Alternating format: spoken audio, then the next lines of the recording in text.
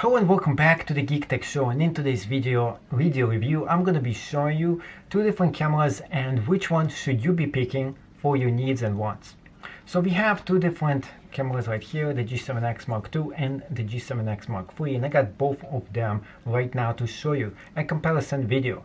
So in this video we're going to be finding out which one is the best one for you to pick. Why should you upgrade to the G7x Mark III? And of course, why should you be ditching the Mark II?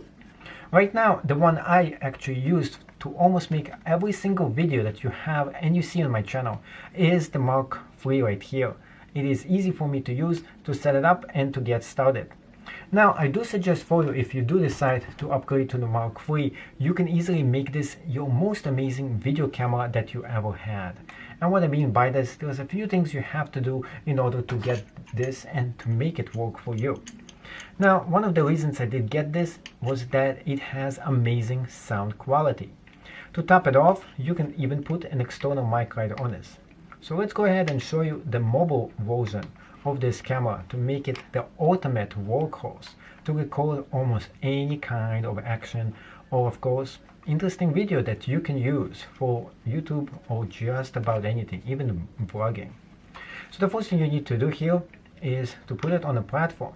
The next thing you gotta have is a Rode mic, and I'm putting the Rode mic right on this itself.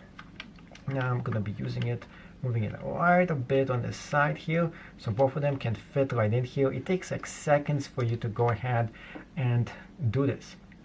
Next step is to take this and to hook it up right into the mic section right here and to add it up. And after you do this, what you can do here is just point this exactly in the way that you need to, just by moving it around. The next step for you to do is to use the Manafrotto. This is what I use as my tripod. This is what I've been using as my tripod for the past few years, except the one that is shown over there that you can actually see, that I use in case of an emergency such as this.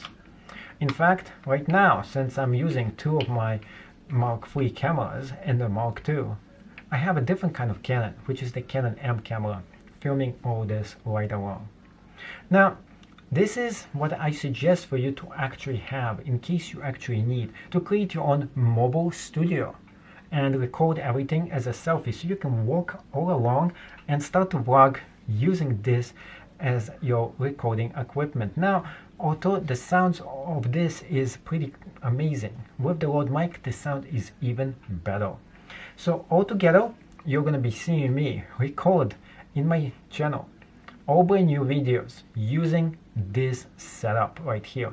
And you can have links right down below where you can get your own stuff on Amazon at the cheapest possible price of all the stuff that I show you right on this video review. So hopefully you will stay right along, because right now I'm going to be doing head-to-head comparison of both cameras. And of course, which one should you be picking for you, and should you upgrade to this brand new version of this camera, or should you go ahead and get the older version for a very good bargain price? I have been using it for a few years. It is a great camera, by the way, and in fact I'm very skeptical about giving this up. It is very great to have an emergency camera, but the reason I upgrade, I want the viewers such as you to have the best possible experience that I can give you. Therefore, I'm selling my brand new camera. Therefore, I'm selling my old camera and upgrading to the brand new Canon G7x Mark III. So there it is. I finally was able to get the G7x Mark III, and I have been waiting for this camera for over 3 years. It easily opens up. This is the unboxing video of it. And you can see what is included right inside here. Get a USA warranty limited card. You also get an actual user manual. About time, Canon, that you actually gave us an actual manual. They started to not give manuals at one point, but people didn't like it.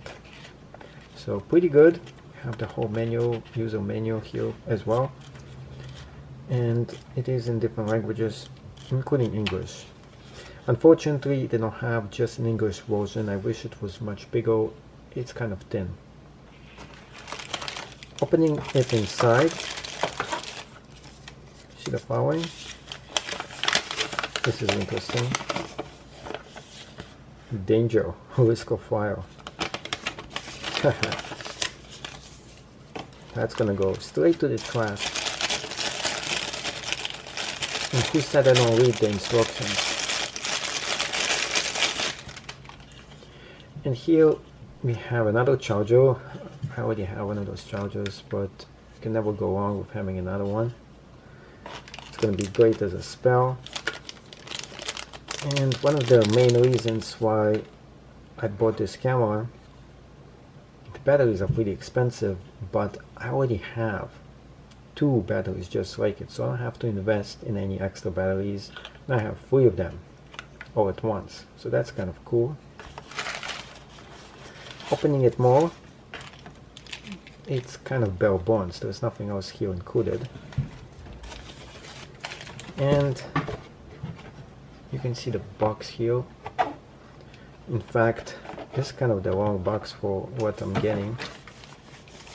And here it is, something I've been anticipating and waiting for the past 3 years.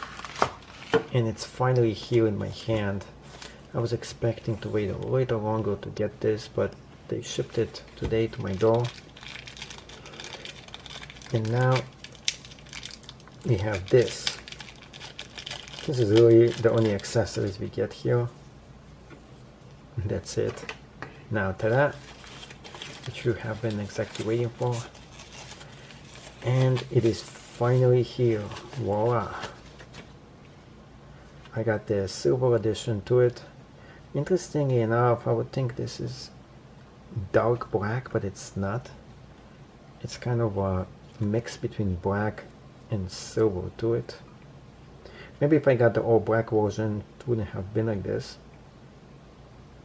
In the back, this is all black right here. It feels pretty substantial in my hands, and the buttons do move pretty good. This is recessed right inside, so you don't accidentally press on and off. Unfortunately, the speaker button is still on the top. It's actually pretty bad in some ways, so in case you want to do something, this is not going to work very well. And here's why. Let's say, for example, you're holding it. You'll be putting your hands right over the speaker accidentally, so you have to be super careful when you do that. And here are a few things on this side here. We finally have a mic jack. That is a game changer right there. I actually really needed that one. Opening this up, you get the flash to open right here. And you also have this moving in a way like this. Now, the old version had something in here that you could actually switch how it actually moves. And it looks like this version doesn't actually have it.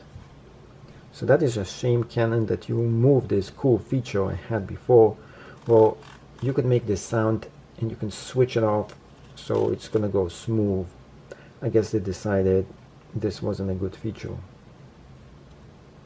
Overall, my first impression of this camera, it is pretty slick looking, cool looking, but now it's time to figure out if this can do the job and replace my G7x Mark II that was getting really bad. It was almost about to break, by the way. But this looks like it's gonna be its new replacement. So I'm gonna do a visual review of the Mark III. So this one, the G7x Mark III, it looks almost similar, almost the same as the previous version. A few things you can notice that makes the big difference, one of which it doesn't have the in the scroll wheel right here. There used to be a switch. I mean the difference between if it's going to be making the sound or it's going to be a smooth ring. It no longer has that. This is a major disappointment from the previous version. I actually really like this specific function that made it do that. Apart from that, there was a few very minor things here. Right on top, you can see right here that it has the following. The mic is right there, and it has 3 holes, miniature holes from the mic right here. There used to be 5 of them, so 2 of them are missing, but then we got this huge amount right here. The wheel is almost identical, but it has a new function. This specific one right here. When you turn this on, this new function allows you to do new things here. It allows you to have the creative filters for the things that you take pictures of. For example, if you're going to be taking a picture of the camera, well, now we have the possibility of using the creative filters that we just didn't have before. And you can actually use your finger to select them as well. So pressing on this is going to change the depth of field, and it's going to automatically change the different kind of filters that you can use here. So it's very simple-minded special effects, and some of it is pretty cool, like this fisheye effect right here, soft focus one, and so on.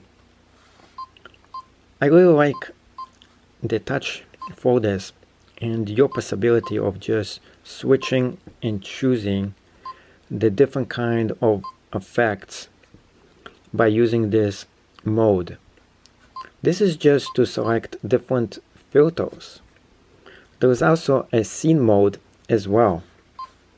The scene mode enables you to select different scenes based on how many different pictures you want to take, or of course has to do with the kind of picture that you want to take as well.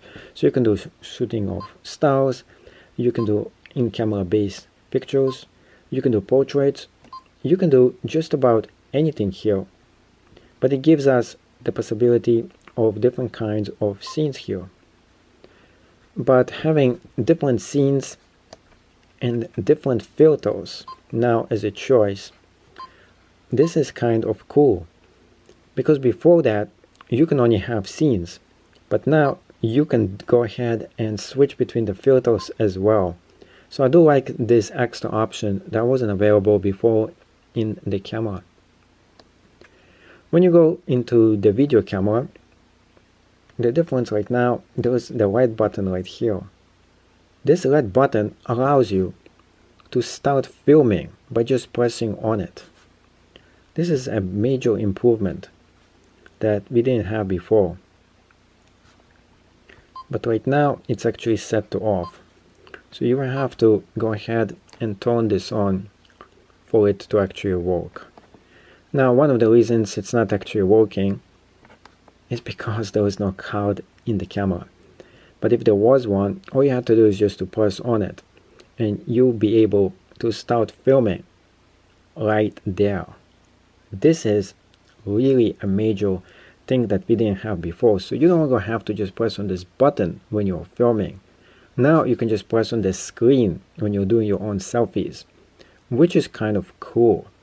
It actually enables me to do things I haven't been able to do before. Now we have different kind of modes, including the ND, and this is all similar. If you had the previous version of this camera, you will notice that almost everything here is very similar to the previous version, except for those minor things. Another very small thing that they did change, there used to be a link function button right here, and they got rid of it, and they put a delete right there, the delete trash icon. It used to be right here. So pretty much those are cosmetic small changes that I have noticed that have not existed in the previous camera.